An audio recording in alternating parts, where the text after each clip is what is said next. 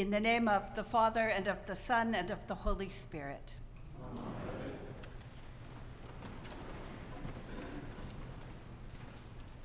Whenever the lectionary brings us around to the Gospel of Matthew in Advent, as it does this year, we are apt to find ourselves slightly unsettled.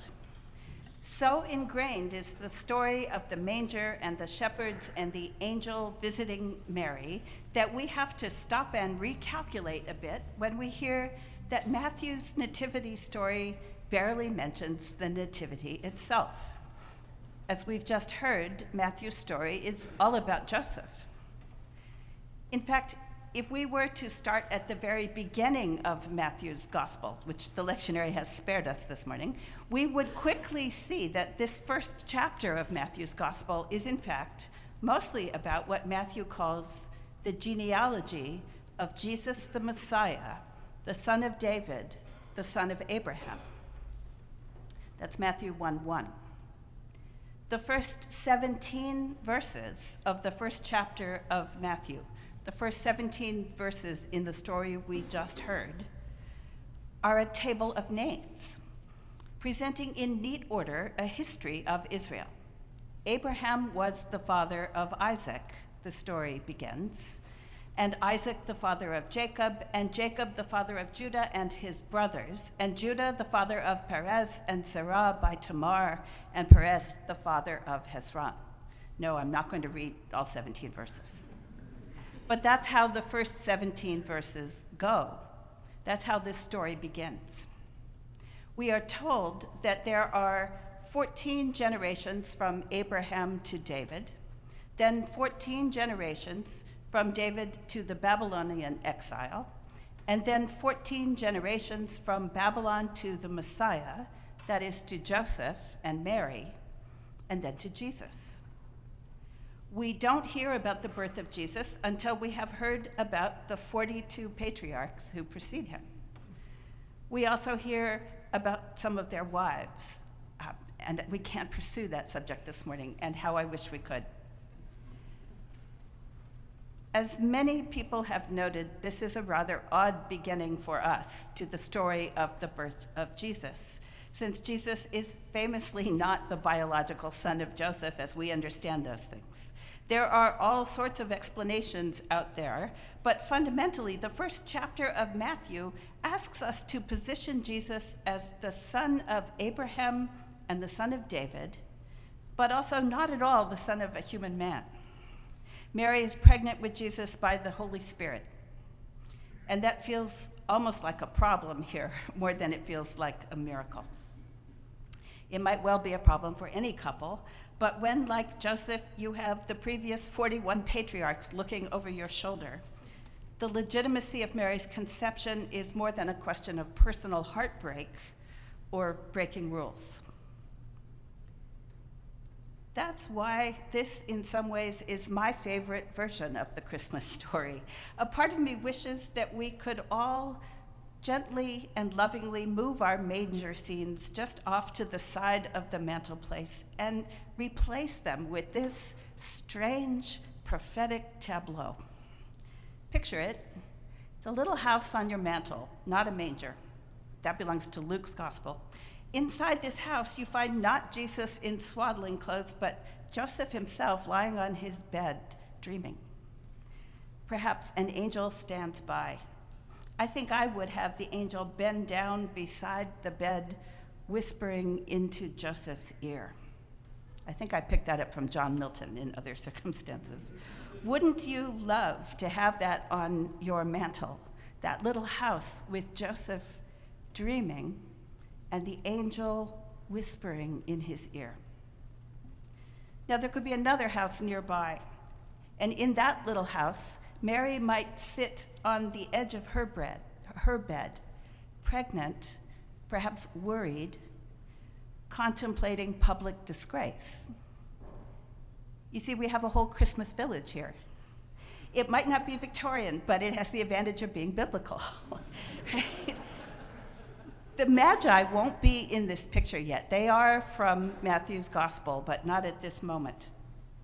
But instead of moving the Magi and their camels a bit closer to the manger every day, as some of us like to do in the Christmas season, could we inch Joseph gradually closer to Mary's house?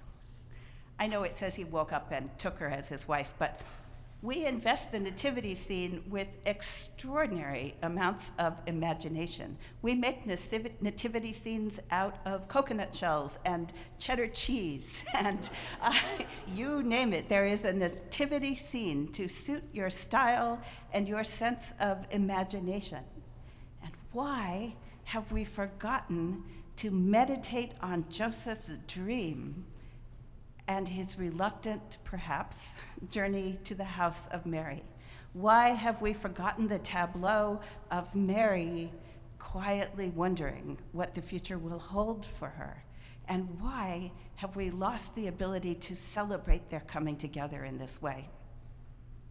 Because that's the journey that matters at this very moment in the story. That's Matthew's nativity story. It's about Joseph accepting the words of an angel.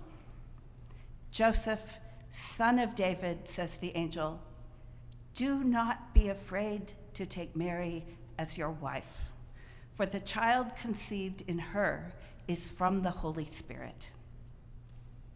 This is a Christmas scene I'd love to see in well-decorated households everywhere, because on some deep level, this is the church. This is a beautiful picture of what it is that we're doing here today.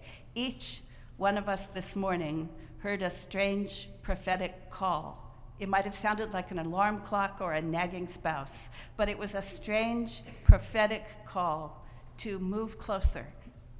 Each one of us hears throughout the day or in our dreams a strange prophetic call to embrace the action of God in someone else. That makes the church. Not God's salvation of me alone in my room, not my angel, not my vision, my embrace of your angel and your embrace of mine. What the Holy Spirit does in us collectively, and what we can embrace and support and accept and believe in one another. Mary is pregnant with God's purposes and God's promise, Joseph, take her into your home, no matter what it means for you. Are we dreaming? Is this the voice of an angel? Is it possible that what matters most to us is what God is doing in someone else's life? Does our salvation depend not only on God saving us, but on our reaching out to love and foster and protect the action of God in the hearts and minds and bodies of the most vulnerable people around us? As we inch closer to others, as we become the church, we may risk folly and shame, as Joseph does here. But that's what the angel tells us to do. That's what it means to receive Jesus into our homes. I think it was Anne Lamott who once said that when you welcome God, you also welcome all his weird friends. and this is very much what the church is. This is very much what Joseph does this morning. It's what the angel tells us to do. We have to embrace Mary, wed ourselves to this strange, disgraced, powerless woman who carries God for us, God with us. I'm not sure what she looks like in every case, but I do believe that for each of us, there is a walk to be taken from our house to Mary's house, where the Holy Spirit is active, where the tension is high, where the uncertainty is palpable. There's a journey to be taken from our house to Mary's house, from fear to trust, from quiet, righteous disappointment in God to a risky embrace of the fullness of God's promises in other people, not just in our own hearts. Why don't we meditate on this scene at Christmas? I hope I'm inspiring some of you artists out there to begin carving. And now somewhere on the mental, since we're really changing things up this year, let's have 41 biblical patriarchs.